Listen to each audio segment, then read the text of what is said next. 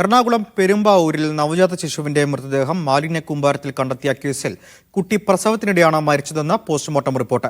മനഃപൂർവ്വമല്ലാത്ത നരഹത്യ, മൃതദേഹത്തോടുള്ള അനാദരവ് എന്നീ വകുപ്പുകൾ ചുമത്തിയാണ് മാതാപിതാക്കൾക്കെതിരെ കേസെടുത്തത്.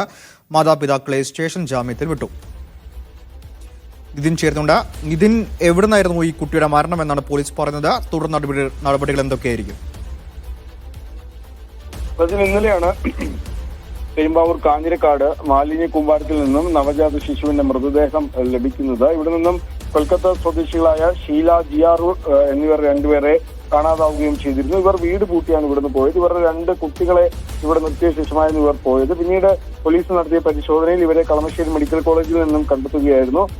ഈ ഷീല കളമശ്ശേരി മെഡിക്കൽ കോളേജിലെ ലേബർ റൂമിൽ ചികിത്സയിലായിരുന്നു. ഭർത്താവിനെ ഇന്നലെ തന്നെ പോലീസ് കസ്റ്റഡിയിലെടുക്കുകയും ഷീല ഇന്ന് രാവിലെ കസ്റ്റഡിയിലെടുക്കുകയും ചെയ്തിരുന്നു. ഏതായാലും ഇന്നലെ പോലീസ് തുടക്കത്തിൽ കരുതിയിരുന്നത് കൊലപാതകമാണോ എന്നൊരു സംശയം പോലീസിനുണ്ടായിരുന്നു. പിന്നീട് പോസ്റ്റ്മോർട്ടത്തിലാണ് പ്രസവത്തിനിടെയാണ് ഈ കുട്ടി മരിച്ചത് എന്ന വിവരം പുറത്തു വരുന്നത്. ഏതായാലും ഈ കുട്ടിയുടെ മൃതദേഹം ഇന്ന് കാഞ്ഞിരക്കാട് ജുമാ മസ്ജിദ് പള്ളി ഖബർസ്ഥാനിൽ സംസ്കരിച്ചിട്ടുണ്ട്.